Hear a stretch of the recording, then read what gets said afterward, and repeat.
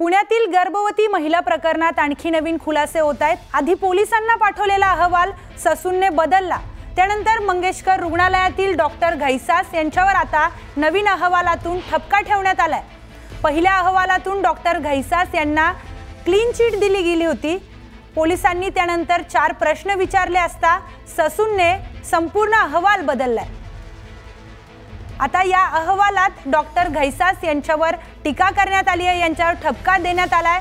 पण पहिल्या अहवालात या डॉक्टरांना क्लीन चिट देण्यात आली होती।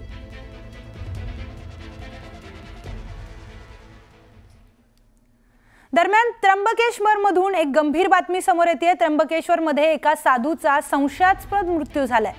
मात्र साधूची हत्या झाल्याचा आरोप करत आखाड्याचे महंत आक्रमक झालेत। नशेखोराच्या मारहाणीत साधूचा मृत्यू झाल्याचा आरोप त्र्यंबकेश्वरमधील आखाड्यांच्या महंतांनी केलाय।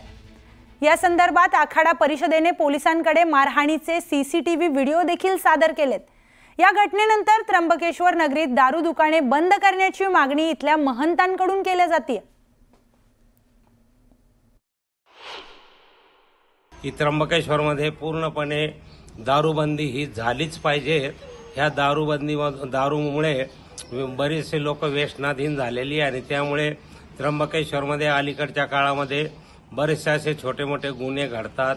यात्रेकरू बेवर्तन बेशिस्त लोक वागतात। गावामध्ये असे बरीचसे मुलं आहे, तर कृपया शासनाने त्वरित त्र्यंबकेश्वरला दारूबंदीचे आदेश देण्यात यावे। तर जळगाव जिल्ह्यात 2 लहान बालकांचा मृत्यू झाल्याची धक्कादायक घटना समोर आली आहे। खासगी रुग्णालयात उपचार सुरू असताना बालकांचा मृत्यू झालाय। दरम्यान डॉक्टरांच्या हलगर्जीपणामुळे बालकांचा मृत्यू झाल्याचा आरोप बालकांच्या कुटुंबियांनी केलाय।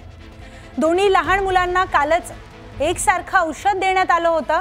त्यानंतर 4 तास झाल्यावर दोन्ही बालकांची प्रकृती खालावल्याने त्यांचा मृत्यू झालाय। दरम्यान एका बालकाच्या कुटुंबियांनी पोलीस अधीक्षकांकडे तक्रार करत संबंधित रुग्णालयावर कारवाई करण्याची मागणी केली आहे। लहान बालकांच्या मृत्यूमुळे आरोग्य व्यवस्थेवर पुन्हा एकदा प्रश्नचिन्ह निर्माण झाले।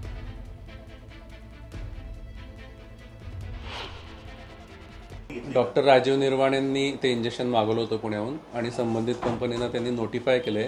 ती बॅच नंबरने ती नोटिफाय झाल्यानंतर पहिले ती बॅच बाहेर काढून घेण्यात येईल आणि त्या बॅचमध्ये चेकिंग होईल। म्हणजे ती संपूर्ण बॅच आता जिथं महाराष्ट्रात गेली असेल ती सगळी परत मागवली, ती विड्रॉ करण्यात येईल आणि त्याचं चेकिंग होईल।